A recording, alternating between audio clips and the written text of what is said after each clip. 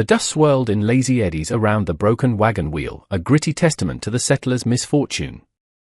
Elias Thorne slumped on a rock, the brim of his sweat-stained hat pulled low, casting his face in shadow, but not enough to hide the deep lines of exhaustion and despair etched around his eyes and mouth. His journey west, once a vessel of fragile hope, had splintered here, on the unforgiving edge of a fledgling town named Redemption Creek. The axle was fractured, a jagged wound in the sturdy oak, and one of the iron-banded wheels lay canted at an impossible angle, like a fallen soldier. His meager supplies, all that remained of a life he'd left behind, were now vulnerable under the vast, indifferent sky. He'd cursed, he'd prayed, he'd even kicked the stubborn wheel until his boot smarted and his spirit sagged further. Now, a heavy silence pressed in, broken only by the buzz of unseen insects and the distant, mournful call of a hawk. A flicker of movement at the edge of his vision made him glance up, his hand instinctively going to the worn butt of the pistol tucked into his belt. It was just a child, a girl no older than 10, emerging from the tall grasses that fringed the dirt track leading to the town. She was small for her age, dressed in a faded calico dress that had seen better days, her bare feet dusty. Her hair, the color of sun-bleached straw, was pulled back in a simple braid, and her eyes, a startling shade of blue, were fixed on his broken wagon with an unnerving intensity. There was a quietness about her, an old soul quality that seemed out of place in one so young. She carried a small, woven pouch at her side, and her steps were light, almost hesitant, as she approached. Elias grunted, a sound of pure frustration. "Nothing to see here, girl." Just a man at the end of his rope. His voice was hoarse, laced with a bitterness that tasted like ash in his mouth. He didn't mean to be unkind, but his patience had long since evaporated under the relentless sun. The girl stopped a respectful distance away, her gaze unwavering. "The axle looks bad," she said, her voice surprisingly clear and steady, without a trace of childish lilt. "And the linchpin's likely sheared clean off, or bent till it's useless." Elias stared. Most children her age would be skittish, or giggling, or simply incurious. This one spoke with the calm assurance of a seasoned wheelwright. He almost laughed, a harsh, barking sound. "And what would you know about axles and linchpins, little miss?" he asked, a weary sarcasm coloring his tone. "Best run along. There's naught here for you." She didn't flinch from his gruffness. Instead, her eyes, clear and disconcertingly perceptive, scanned the wreckage more closely.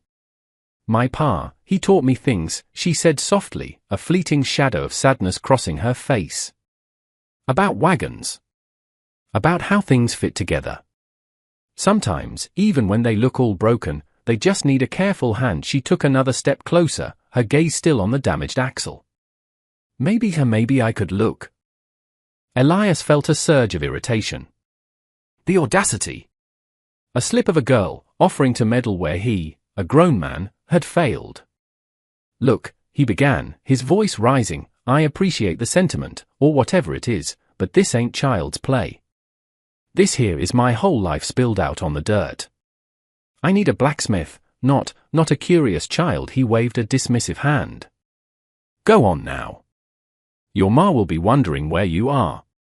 The girl's shoulders drooped slightly, but her gaze didn't waver from the wagon. "My ma's gone," she said, the words simple, devoid of self-pity, yet they hung in the air with a quiet weight. "And the blacksmith, Mr. Grumbles, he's laid up with the fever. His boy tries, but he's not got the knack for the heavy work yet." She paused, then, with a courage that surprised him, she added, "I might see something you've missed. Sometimes a different pair of eyes helps." Elias was about to retort, to tell her firmly to leave him to his misery, but something in her earnest gaze, in the quiet dignity of her small frame, gave him pause. He was tired, so bone-weary that the world seemed to tilt and sway if he stood too quickly. What did he have to lose? A few more minutes of wasted time? His situation could hardly get worse. He sighed, a long, shuddering breath that seemed to carry away the last of his resistance. "Fine," he muttered, more to himself than to her. "Fine. Look all you want. Just don't get in the way." He turned his back, staring out at the unforgiving landscape, already regretting his reluctant permission, bracing himself for the inevitable failure and the hollow "I told you so" that would echo in his own mind. He didn't expect anything, least of all help from such an unlikely source. The sun beat down, and the silence returned, now filled with the almost imperceptible sounds of the girl moving around the crippled wagon. The little girl, whose name was Elara, moved with a quiet efficiency that belied her years. She didn't touch anything at first, simply circled the damaged wheel and axle, her brow furrowed in concentration. Her gaze was methodical, taking in the splintered wood, the angle of the brake, the way the heavy wagon bed sagged precariously. Elias, despite himself, found his attention drawn back to her. He'd expected her to poke aimlessly, perhaps offer some childishly impractical suggestion. Instead, she knelt, her small fingers gently probing the jagged edges of the fractured axle, her touch surprisingly delicate. "The main brake is bad," she murmured, almost to herself, "but it's not just that. See here?" She pointed to a spot near where the axle entered the wheel hub, a place Elias had cursed at but hadn't truly examined with such focused intent. "The wood is stressed, and this iron band, it's slipped. It was probably loose for a while. Made the axle weak right at this point. The jolt that broke it just finished what was already starting." Elias grunted, non-committal, but he leaned closer, peering at the spot she indicated. She was right. He'd been so focused on the dramatic snap, he hadn't considered the contributing factors. A slow, grudging respect began to kindle within him. Elara then turned her attention to the linchpin, or what was left of it. As she predicted, it was horribly bent, almost sheared. This wouldn't have held much longer anyway, she stated. She opened the small woven pouch she carried and, to Elias's surprise, drew out a few surprisingly sturdy-looking tools, a small, sharp awl, a piece of tightly wound cord, and a flat, smooth stone. Not blacksmith's tools, but useful things, carefully kept. "If we could brace the axle," she mused, her eye scanning the surrounding area, then back to the wagon. "And if we had a new pin, or something that could act like one, just to get you to town." Elias snorted. "If wishes were horses, little miss. There's no spare axle here, and the nearest timber sturdy enough is miles away. As for a pin, it needs to be strong." Elara nodded, unfazed. "There's a seasoned branch of ironwood I saw by the creek crossing, about a quarter-mile back," she said. "Thick as my wrist. If it could be shaped. And for the brace." Her eyes lit on a spare plank of wood tied beneath the wagon bed, one Elias had forgotten he even had. "That might do. If we can wedge it tight." Without waiting for his approval, she set about her task with a quiet determination. She showed Elias how to use his own heavier axe to carefully trim and shape the ironwood branch she directed him to retrieve, her instructions precise. She explained how the grain needed to run, how to avoid splitting it. He found himself obeying, a strange sense of unreality washing over him as he worked under the direction of this small child. Her hands, though tiny, were nimble and surprisingly strong as she used the awl to clean out the damaged hole for the linchpin, and then, with Elias's help providing the brute force, they managed to leverage the spare plank into place, creating a crude but surprisingly effective splint for the fractured axle. The most difficult part was crafting a new linchpin from the ironwood. It took time, with Elara patiently showing Elias how to shave it down with his knife, using her smooth stone to burnish it. It wasn't perfect, not like forged iron, but it was solid. As they worked, a fragile camaraderie began to form. He learned her name, Elara, and she spoke a little more about her father, a wanderer and mender of things, who had taught her to see the world in terms of how it worked, and how it could be fixed. Finally, with a great deal of grunting and careful maneuvering, they managed to reseat the wheel and slide the makeshift ironwood pin into place. It held. The wagon stood, if not perfectly, then at least upright and seemingly capable of slow movement. Elias stared at it, then at Elara, a sense of profound disbelief washing over him. This child, this tiny, quiet girl had done what he, in his despair, had deemed impossible. As Elara wiped a smudge of grime from her cheek with the back of her hand, the late afternoon sun caught something on her finger. A ring. It was an incongruous sight on such a small, work-stained hand, an old, silver ring, intricately carved with a pattern of what looked like intertwined vines and a single, small, deep blue stone, almost black in the fading light.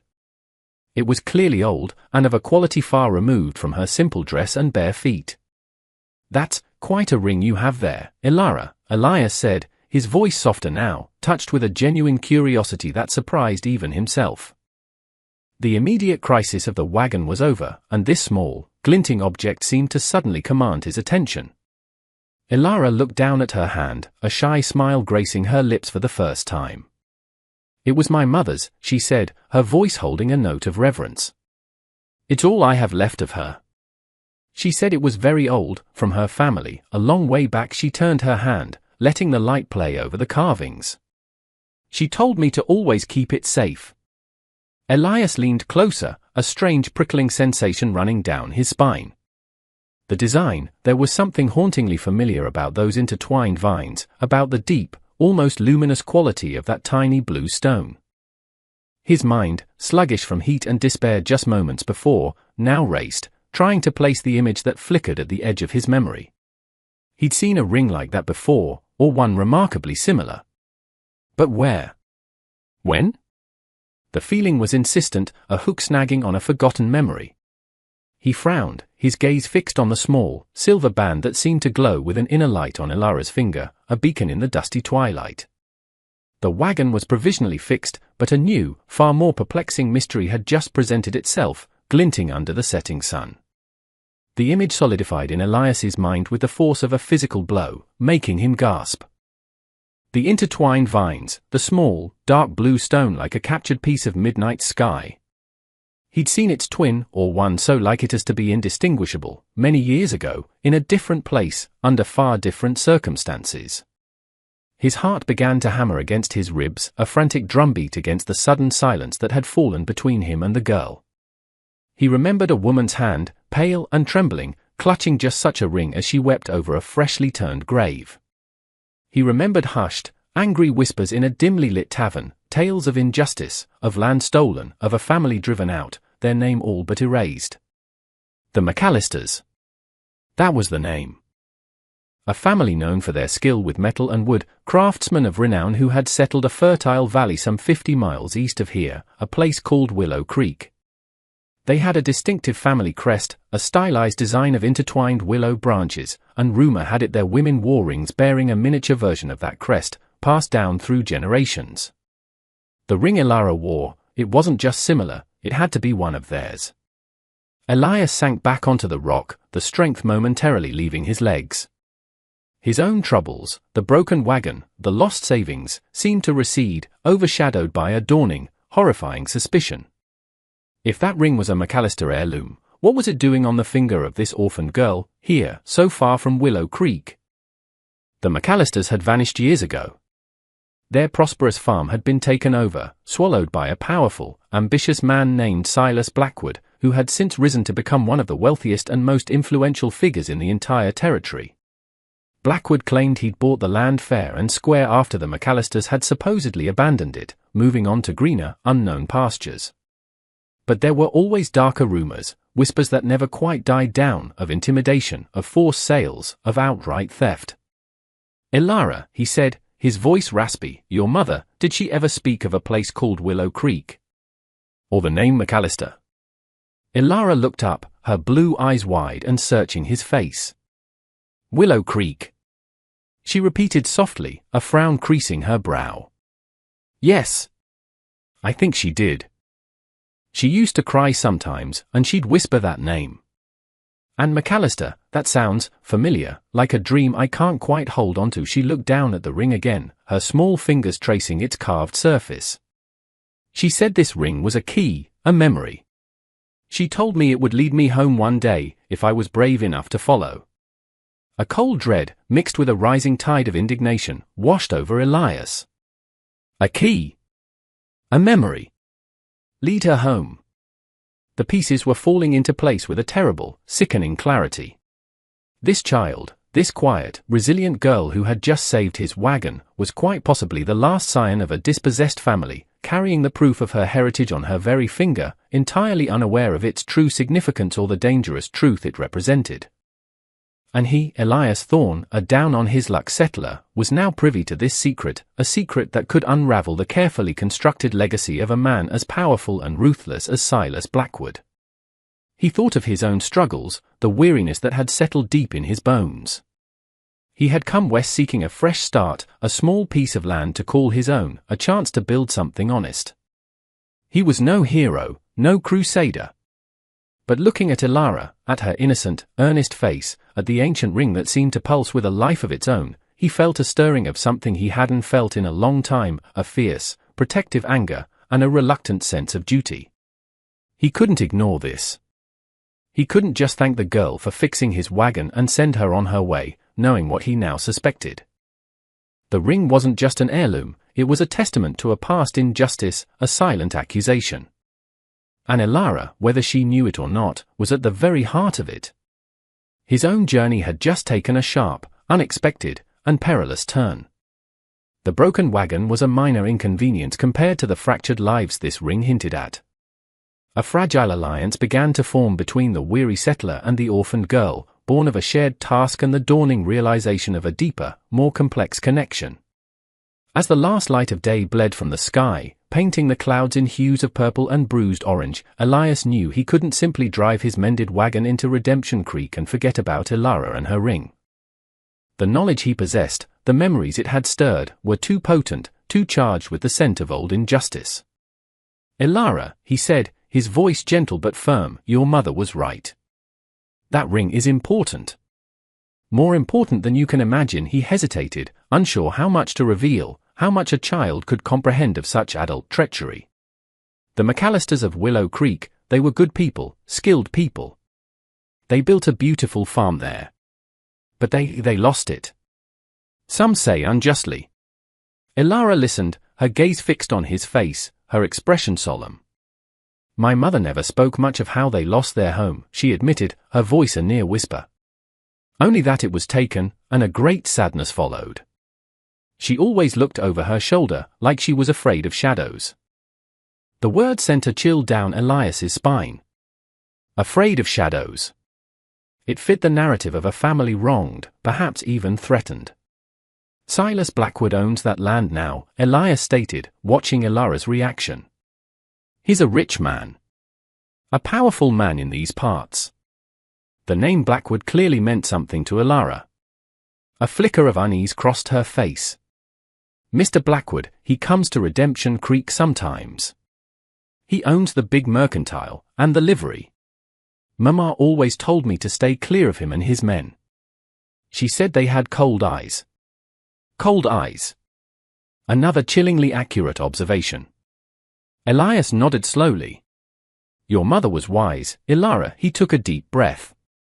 I think your ring might be proof of who you are, proof that the McAllister line didn't just vanish." A spark of understanding, mingled with fear and a dawning hope, lit Elara's eyes. "Proof? You mean Willow Creek could still be my home?" "Perhaps," Elias said cautiously. "But proving it, against a man like Blackwood, that would be a dangerous thing, Elara." Very dangerous. He looked at her small, determined face. She had shown courage and resourcefulness with his wagon. Did she possess the resilience for a fight like this? It was a heavy burden to even suggest to a child. "But if it's the truth," Elara said, her small chin lifting slightly, "shouldn't the truth be known? Mama always said truth was like the sun, it could be hidden by clouds for a while, but it always shines through in the end." Elias felt a lump in his throat. Such simple, profound wisdom from one so young. He had been adrift, lost in his own misfortunes, but Elara's quiet strength, her unwavering belief in the lessons her mother had taught her, was like a beacon. Perhaps, he thought, his own journey west wasn't just about finding land for himself. Perhaps he was meant to be here, at this moment, to help this child uncover a truth that had been buried for too long. "All right, Elara," he said, a new resolve hardening his voice. "All right. We'll be careful. We'll be smart. But we'll try to find out what really happened. We'll see if this ring can indeed lead you home." He stood up, stretching his stiff limbs. The wagon, though crudely mended, looked like it would hold. First things first, we need to get this wagon into town before it's fully dark. And then, tomorrow, we start asking some very quiet questions. Ilara's face, illuminated by the rising moon, seemed to glow. A small smile touched her lips, a genuine smile this time, not of shyness, but of a burgeoning hope. She nodded, clutching the hand with the ring to her chest. The makeshift linchpin held as they slowly, carefully, guided the wagon along the rutted track towards the flickering lights of Redemption Creek. The journey was far from over. In many ways, it was just beginning. And hanging in the air between the man and the child was the unspoken understanding that the small silver ring on Ilara's finger was now the compass guiding their improbable quest. The next morning, under a sky washed clean by the night, Redemption Creek buzzed with the low hum of early activity. Elias, having spent a restless night camped at the edge of town, his mind replaying the events of the previous day, sought out Ilara. He found her near the town well, where she often helped an elderly woman, Mrs. Gable, draw water in exchange for a warm breakfast and scraps of news. Mrs. Gable was known as the town's living memory, a woman whose sharp eyes had seen Redemption Creek grow from a handful of cabins to a bustling, if still rough-edged, settlement.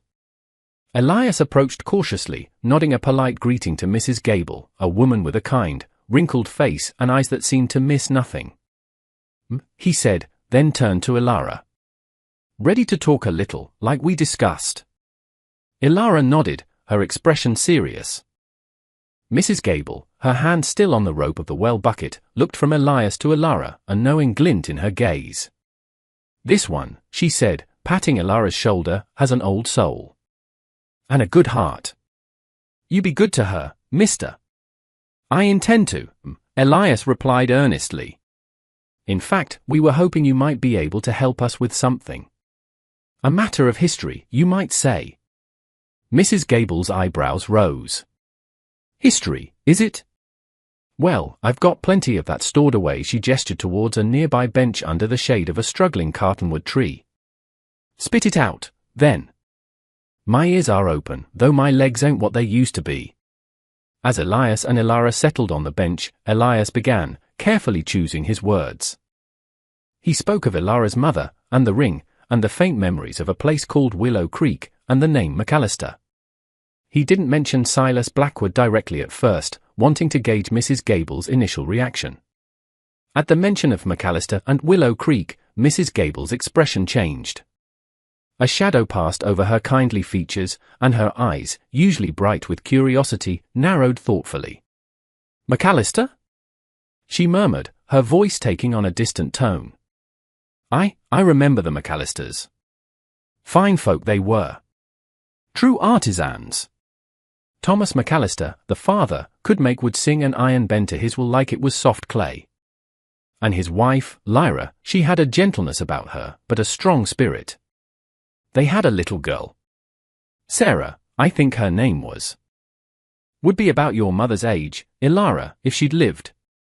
Ilara leaned forward, her breath catching. My mother's name was Sarah, she whispered.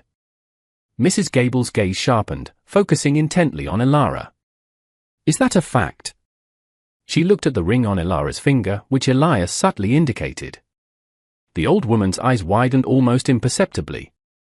Saints preserve us, she breathed. That design. I've not seen its like in many a year.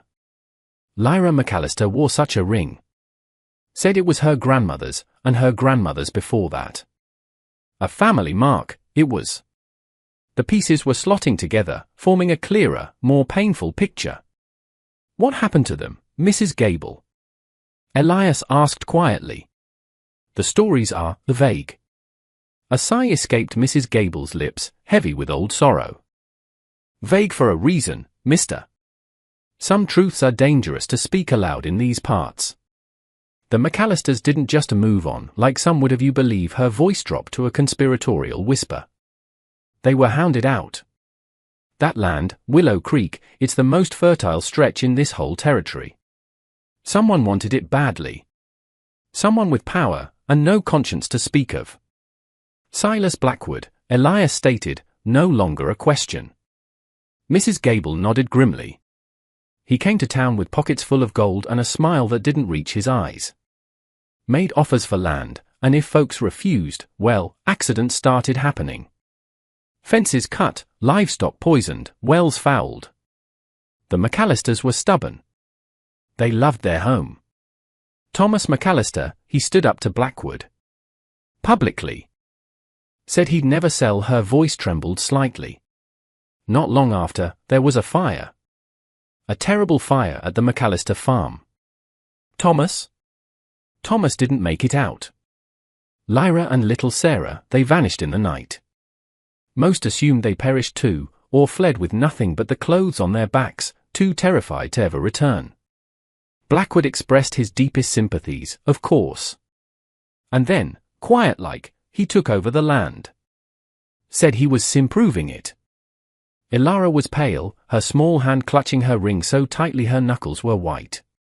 Tears welled in her eyes, but she didn't make a sound. Elias put a comforting arm around her shoulders.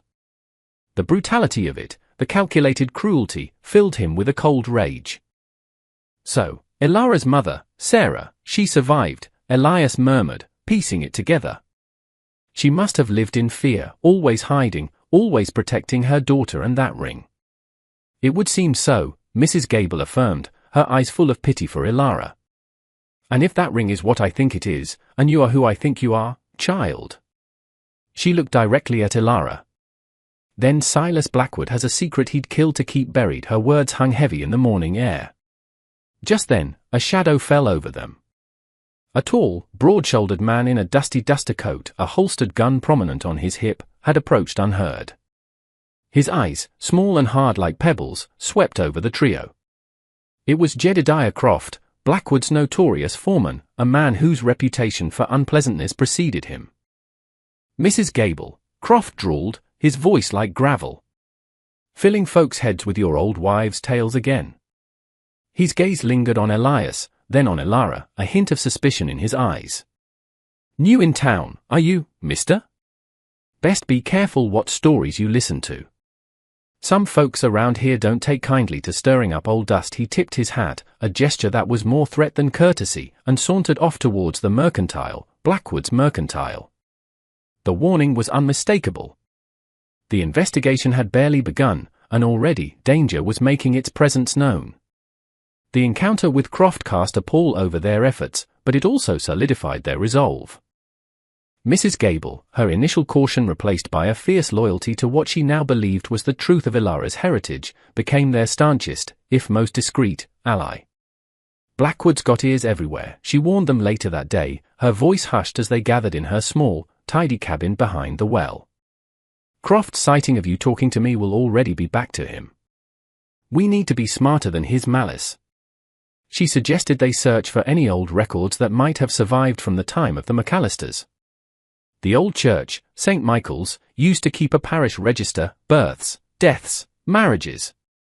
Father Michael, the priest back then, he was a stickler for detail.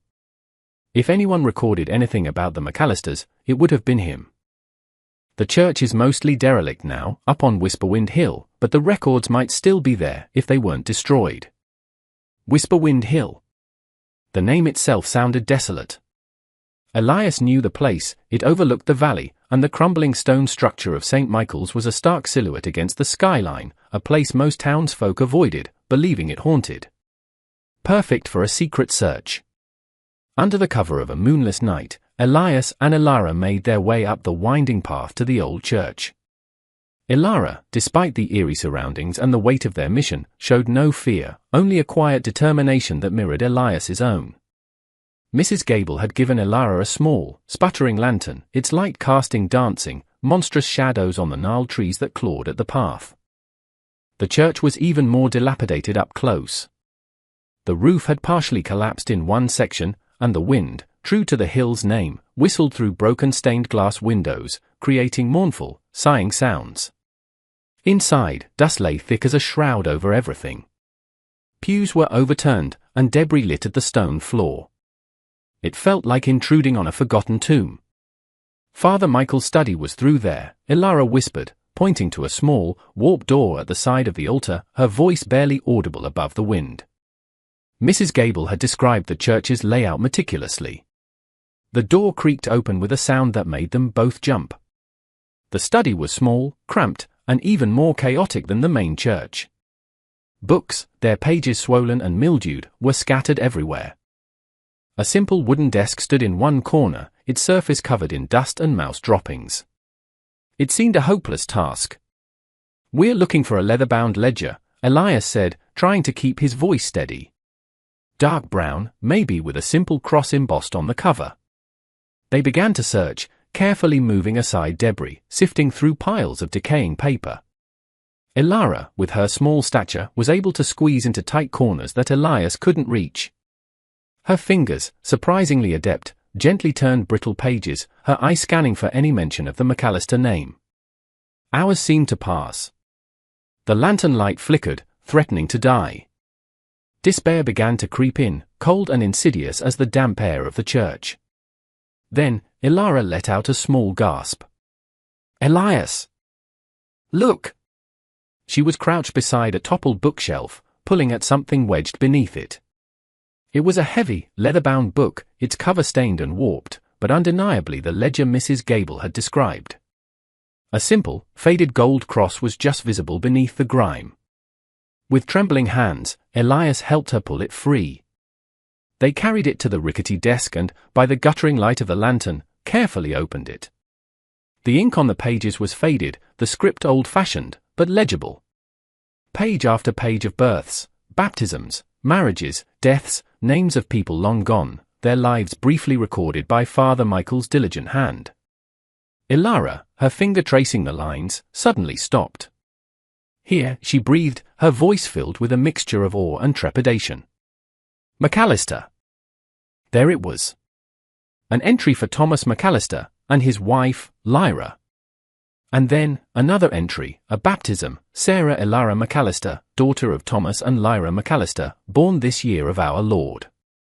Following the entry for Sarah's baptism, Father Michael had made a notation, something highly unusual for such a formal register. In spidery, hurried script, he had written, "Presented at baptism with the ancestral McAllister ring, silver with intertwined willow branches and lapis lazuli, a mark of her lineage." Elias stared at the words, his heart pounding. Lapis lazuli. That deep blue stone. Intertwined willow branches. It was an exact description of the ring Elara wore. This was it.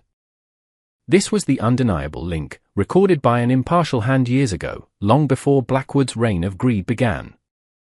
This ledger, this forgotten book in a ruined church, was a crucial piece of evidence. It corroborated Elara's claim, tied her directly to the McAllister name and, by extension, to Willow Creek. But as they savored their discovery, a floorboard creaked near the main entrance to the church. Elias doused the lantern instantly, plunging them into near-total darkness. They froze, listening, their breath held tight. Footsteps. Heavy, deliberate footsteps, crunching on the debris in the nave. Someone else was in the church. Someone who was not supposed to be there. The wind howled outside, a fitting soundtrack to the sudden, terrifying realization that their secret search might not have been so secret after all. The hunt for truth had just become a desperate game of survival. The footsteps drew closer, slow and deliberate, echoing ominously in the cavernous space of the ruined church. Elias motioned urgently for Elara to hide, pushing her gently towards the dark recess behind the overturned altar, a space barely large enough for her small form. He pressed the heavy ledger into her hands. "Keep this safe, no matter what," he whispered, his voice tight. "Don't make a sound," Elara nodded, her eyes wide but resolute in the darkness, clutching the precious book to her chest. Elias flattened himself against the cold stone wall of the chancel, his hand gripping the worn handle of his pistol, its cold weight a grim comfort. He strained his ears, trying to pinpoint the intruder's location. The footsteps paused, then resumed, moving towards the small study where they had been just moments before. A sliver of moonlight, breaking through a gap in the clouds, momentarily illuminated the figure stepping through the study doorway. It was Jedediah Croft, Blackwood's foreman, his face set in a grim sneer, a lantern held aloft in one hand, a heavy riding crop in the other. "Thought I heard my skittering around up here," Croft drawled, his voice amplified by the church's acoustics. or maybe just rats, stirring up things best left buried. His gaze swept the small, disordered room, lingering on the disturbed books, the faint scent of their recently extinguished lantern. He knew they'd been there. Elias's mind raced. Croft wasn't alone. He could hear the faint jingle of harness and the snort of a horse from outside the church, likely another of Blackwood's men waiting. A direct confrontation was out of the question, especially with Elara to protect. They needed to escape, but Croft blocked the only clear exit from the study. Croft took a step further into the study, his lantern casting grotesque, dancing shadows. He kicked at a pile of discarded papers. "Wasting your time, whoever you are. Some histories are best left unwritten." Mr. Blackwood sees to that. Suddenly, a gust of wind slammed a loose shutter against a window frame with a loud bang, startling Croft. He spun around, his lantern light wavering. In that brief moment of distraction, Elias saw his chance. He darted from his hiding place, not towards the study exit, but towards the far side of the chancel, where a section of the wall had crumbled, offering a potential, if perilous, escape route down the steep, overgrown hillside behind the church. "There you are," Croft snarled, spotting the movement. He lunged out of the study, abandoning any pretense of searching. "You won't get far." Elias scrambled towards the gap in the wall, shouting back, "Looking for something, Croft? Or just enjoying the midnight air?" He hoped to draw Croft's attention fully onto himself, giving Elara a chance to remain hidden or slip away. Croft charged, faster than Elias had anticipated. Elias reached the crumbling opening just as Croft swung the riding crop. The lash whistled past his ear, striking the stone with a sharp crack. Elias didn't hesitate. He threw himself through the gap, tumbling down a short, sharp incline of loose earth and scree, landing heavily but managing to stay on his feet. "After him!" Croft bellowed to his companion outside. "Don't let him get away." Elias could hear the other man scrambling to follow. He pushed himself up, ignoring the scrapes and bruises, and plunged into the dense undergrowth that covered the hillside, heading away from the main path. He had to lead them away from Elara, away from the church and the precious ledger. Meanwhile, back in the church, Elara, hidden behind the altar, heard the commotion. She heard Elias's shout, Croft's angry response, and the sounds of pursuit fading down the hillside. Her heart pounded in her chest like a trapped bird. She knew Elias was trying to protect her, to protect the ledger. She clutched it tighter. She had to get out, but Croft might return, or the other man. Then she remembered something Mrs. Gable had told her about the old church. "There's an old priest's door, hidden behind the tapestry and the sacristy," the old woman had said. "Leads out to the old cemetery. Father Michael used it when he wanted some peace, or when unwelcome visitors came to the front." The sacristy. It was a small room off the chancel, near where she was hiding. Taking a deep breath, Elara slipped from her hiding place. The main body of the church was empty now, Croft and his man presumably chasing Elias. Moving like a shadow, she crept into the sacristy. A faded, moth-eaten tapestry hung on one wall. With trembling fingers, she pulled it aside. There, almost invisible against the stone, was the outline of a small, narrow door. It had no visible handle, just a small, cleverly disguised indentation. She pressed it, and with a faint click, the door swung inward silently, revealing a dark, narrow passage. Clutching the ledger, Elara slipped through the opening and pulled the hidden door shut behind her. The passage was short, leading her out into the overgrown, moon-dappled cemetery, filled with leaning, weathered headstones. She didn't pause. She knew she had to get back to Mrs. Gable, to safety. The ledger was their proof, their hope. As she hurried through the long grass, the sounds of the pursuit on the other side of the hill seemed to fade, replaced by the chirping of crickets and the frantic beating of her own young heart. She had escaped, and the truth, bound in old leather, was still safe in her hands. The stakes had been raised terrifyingly high. Blackwood was clearly aware of their inquiries, and he was prepared to use force to stop them. Elias managed to lose his pursuers in the dense, unfamiliar woods that skirted Whisperwind Hill. He doubled back eventually, bruised and scratched but otherwise unharmed, his mind consumed with worry for Ilara. He approached Mrs. Gable's cabin with extreme caution, relief washing over him in a dizzying wave when he saw a faint light in her window. He tapped a prearranged signal on the door. It opened a crack, and Mrs. Gable's anxious face appeared. "Elias! Thank the heavens! Ilara is here. She's safe." He stumbled inside, his body aching, to find Ilara sitting at the small table, the precious ledger open before her. She looked up, her eyes wide with concern for him, but also shining with a determined light. "You were right, Elias," she said, her voice trembling slightly. "Mr. Croft, he knew. He was looking for us." "Blackwood sent him," Elias said grimly, sinking onto a stool. "He knows we're getting close to something he wants to keep buried." He looked at the ledger, at the spidery script detailing Ilara's baptism and the description of the ring. "This changes things. This isn't just hearsay or old memories anymore. This is tangible proof." Mrs. Gable nodded, her expression stern.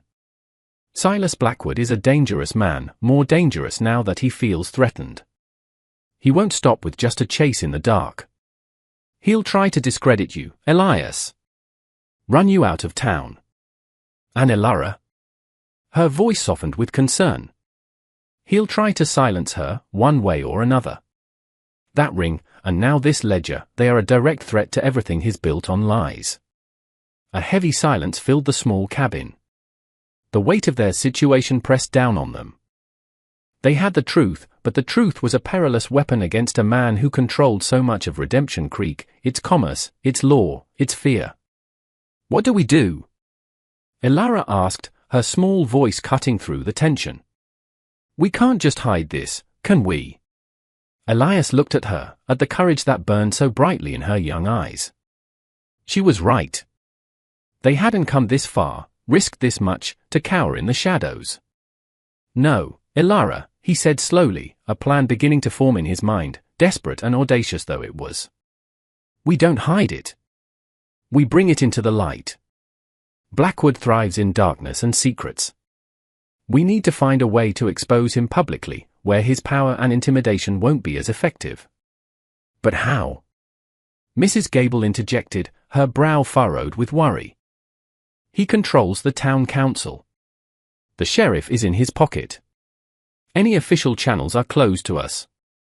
Elias's gaze fell upon a handle tacked to Mrs. Gable's wall, an announcement for the upcoming Redemption Creek Founders' Day celebration, scheduled for the end of the week. Silas Blackwood's name was prominently featured as the main benefactor and keynote speaker. An idea, bold and risky, began to take shape. "Founders' Day," Elias mused aloud. "Blackwood will be there, preening in front of the whole town, talking about his contributions, his vision." He looked from Mrs. Gable to Ilara.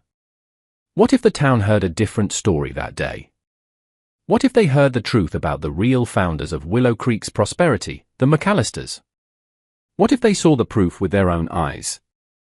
Mrs. Gable gasped. "You mean to confront him?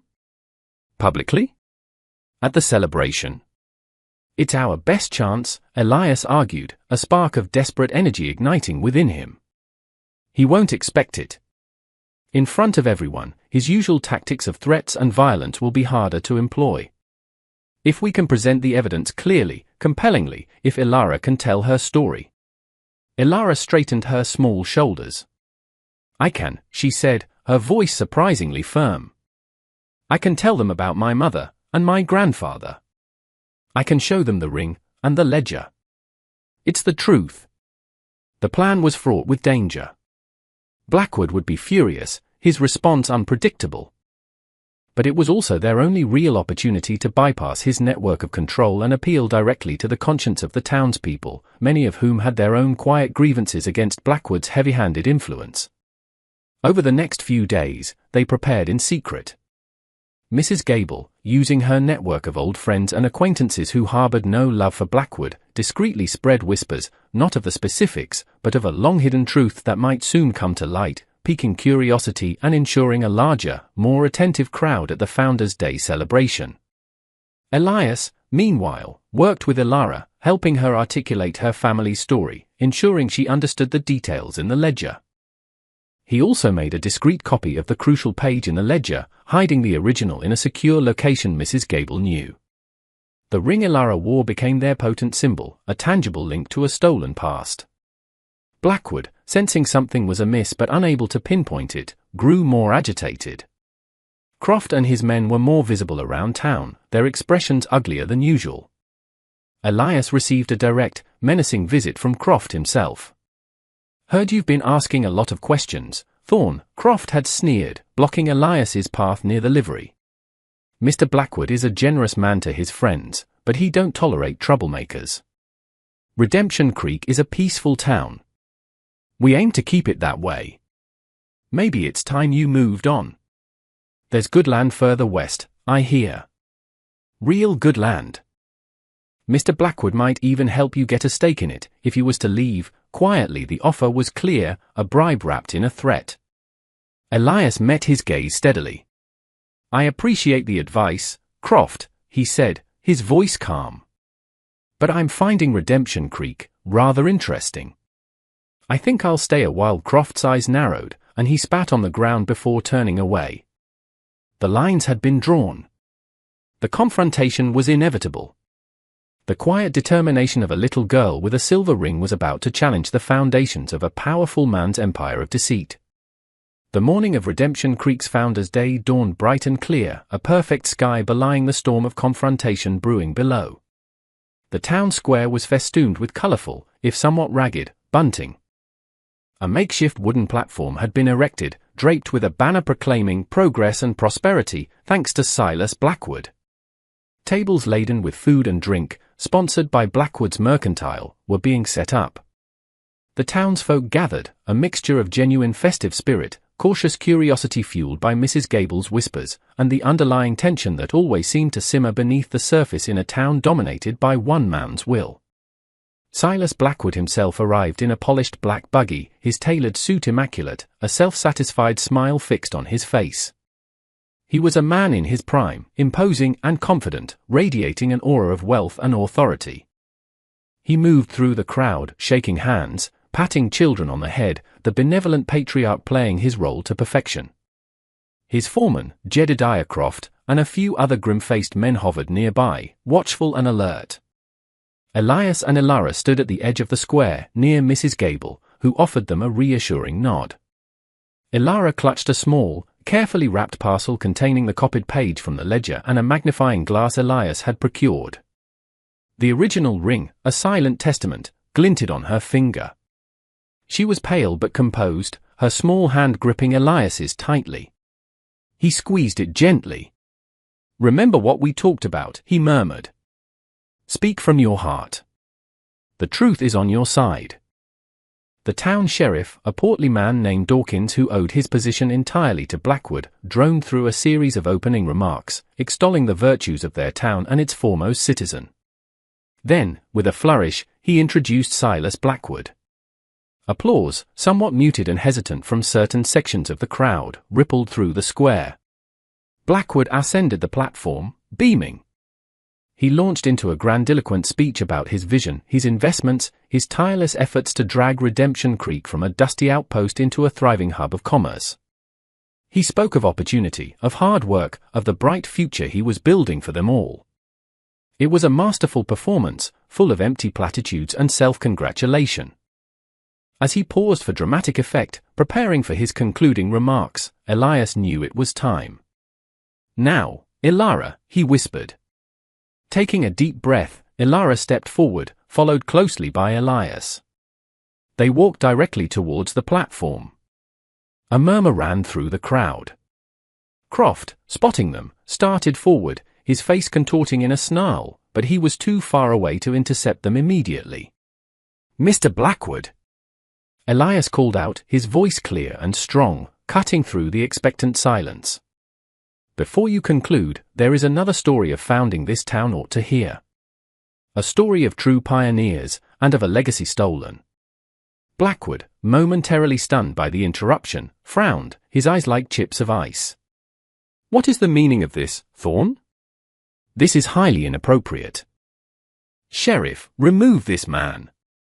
Sheriff Dawkins, flustered, started to move, but the crowd, intrigued and sensing drama, pressed closer, blocking his path. "We mean no disrespect to the genuine efforts of this town's people, Mr. Blackwood," Elias continued, his voice ringing with conviction. "But your narrative of prosperity conveniently omits its true origins. It omits the name McAllister." At the mention of McAllister, a deeper hush fell over the crowd. Older faces registered recognition, surprise, and a dawning understanding.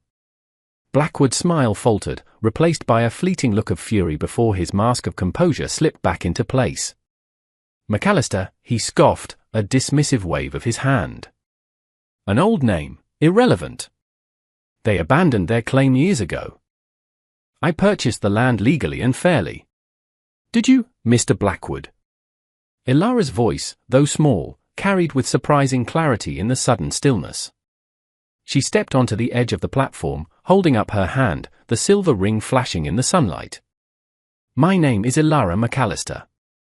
My mother was Sarah McAllister, and her father was Thomas McAllister. This was his land.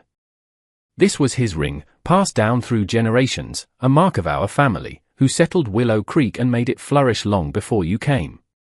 A collective gasp went through the crowd. All eyes were on the small girl and the ring she displayed. Blackwood's face darkened. "This is preposterous. A child's fantasy, no doubt coached by this troublemaker." He jabbed a finger at Elias. "She has no proof." "Oh, but she does, Mr. Blackwood," Elias countered calmly. He gestured to the parcel Ilara held. "Ilara, show them." With steady hands, Ilara unwrapped the copied page from Father Michael's ledger and the magnifying glass. "This is from the St. Michael's Church Register," she announced, her voice gaining strength. "It records the baptism of my mother, Sarah Ilara McAllister. And it describes this very ring, silver with intertwined willow branches and lapis lazuli, a mark of her lineage, given to her then." She held up the magnifying glass over the ring, then over the script on the page, inviting those closest to the platform to see. Several respected elders of the town, including the local school teacher and the doctor, pressed forward, peering intently. They looked from the ring to the ancient script, their expressions growing grave. "The handwriting is indeed Father Michael's," the school teacher, a prim woman known for her integrity, declared, her voice carrying authority. "And the description matches the ring perfectly." Blackwood was visibly shaken now, his composure cracking. "This is a forgery. A trick. These people are liars, trying to extort me." "Then perhaps you can explain the fire, Mr. Blackwood." Elias pressed, his voice like steel. "The fire that killed Thomas McAllister after he publicly refused to sell you his land? The fire that forced his wife and young daughter to flee in terror, to live lives of fear and hiding, until Sarah, Ilara's mother, died, leaving her daughter an orphan with nothing but this ring and the fragmented memories of a stolen heritage." The crowd was in an uproar now, angry shouts directed at Blackwood mixing with murmurs of sympathy for Ilara. Croft and his men tried to push forward, but the townsfolk, emboldened by the revelations and their sheer numbers, stood their ground, forming a protective circle around Ilara and Elias. Ilara stood tall, her small face etched with a sorrowful dignity. "My mother never forgot Willow Creek," she said, her voice trembling but clear. "She told me this ring would lead me home. She told me truth, like the sun, always shines through. All I ask is for the truth to be acknowledged. For my family's name to be cleared, and their memory honored." She looked directly at Blackwood, her innocent gaze a powerful indictment. "You built your prosperity on my family's ashes and tears, Mr. Blackwood. That is not true founding. That is theft." The accusation hung in the air, stark and undeniable. Blackwood, his face a mask of rage and desperation, opened his mouth to retort, but no words came. He was exposed, his carefully crafted facade shattered by the irrefutable testimony of a child's ring and a forgotten ledger. The power he had wielded through fear and manipulation seemed to evaporate under the collective gaze of the community he had sought to control. The sun, indeed, was beginning to shine through the clouds of deceit. The impact of Ilara's words, combined with the tangible evidence of the ring and the ledger, was devastating to Silas Blackwood's carefully cultivated image. His blustering denial sounded hollow against the quiet dignity of the child and the murmurs of assent from respected community members who had verified the ledger's authenticity. Sheriff Dawkins, seeing the tide turn so dramatically against his patron, made a weak attempt to disperse the crowd, but he was largely ignored, his authority vanishing like mist in the morning sun. Mrs. Gable, her eyes shining, stepped forward. "I remember Lyra McAllister and little Sarah," she declared, her voice, though aged, ringing with conviction. "And I remember the fear after Thomas McAllister died and Blackwood took the land. This child speaks the truth. The McAllisters were the true heart of Willow Creek." Others in the crowd, emboldened, began to voice their own long-suppressed grievances against Blackwood: unfair business practices, intimidation tactics, lands acquired under dubious circumstances. It was as if a dam of fear had broken, and years of resentment poured forth. Blackwood, for the first time in his arrogant life, looked truly afraid, his face pale, his eyes darting around for an escape that wasn't there. Jedediah Croft and his men, outnumbered and facing a hostile populace, hesitated, their usual menace deflated.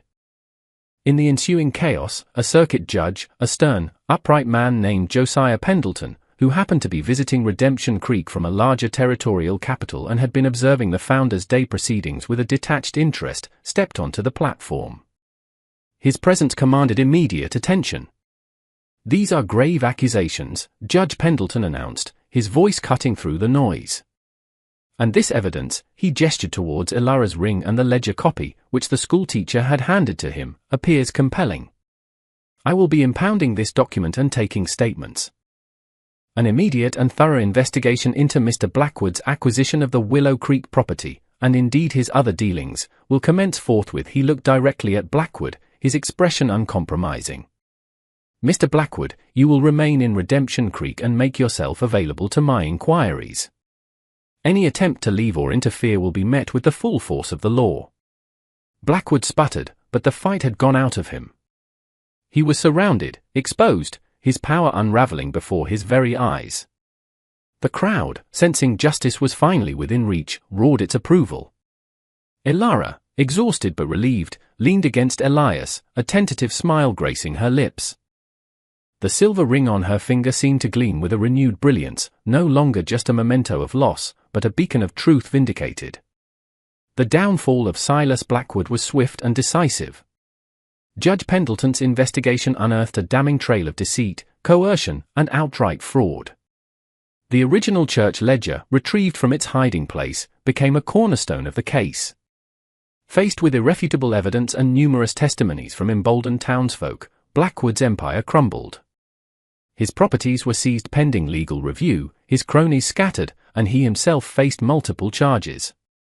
The fear he had instilled in Redemption Creek began to dissipate, replaced by a fragile but growing sense of hope and empowerment. For Ilara, justice meant the restoration of her heritage. The Willow Creek farm, though changed by years of Blackwood's ownership, was legally recognized as belonging to the McAllister estate, with Ilara as the sole heir. It was a daunting prospect for a young girl, but she was not alone. Elias, his own plans for settling temporarily deferred, vowed to help her. Many in Redemption Creek, moved by her courage and ashamed of their previous silence, offered their support, tools, and labor to help restore the farm to its former glory. Epilogue, 5 years later. The sun cast a warm, golden glow over the thriving fields of Willow Creek Farm. The farmhouse, once neglected, now stood proud and welcoming, its windowsills bright with flowers. The intertwined willow branches of the McAllister crest, newly carved by a grateful craftsman from Redemption Creek, adorned the gate. Ilara, now a young woman of 15, stood on the porch, her gaze sweeping over the land that was her birthright. The silver ring, still on her finger, was a constant reminder of her journey, of loss and discovery, of courage and the enduring power of truth. She was no longer the timid, overlooked orphan, but a respected and beloved figure in the community, known for her wisdom, her kindness, and her deep connection to the land. Elias Thorne had found his place too. He had established his own modest farm on a neighboring plot, a gift from a grateful Ilara and the town council, which was now run by honest, elected members. He remained Ilara's closest friend, advisor, and protector, a surrogate father figure who had helped her navigate the complexities of her new life.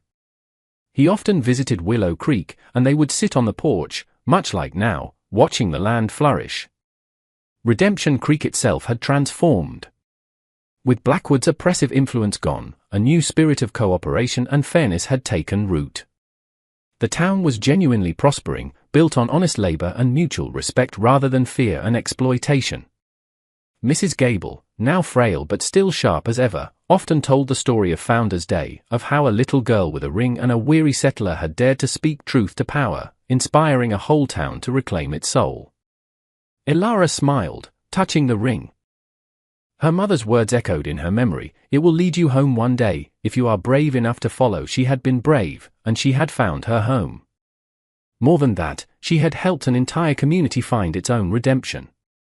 The ring was more than just silver and stone, it was a symbol of resilience, a testament to the fact that even the smallest voice, armed with truth, can change the world, and that justice, though sometimes long delayed, can ultimately prevail, shining as brightly and as surely as the sun over Willow Creek.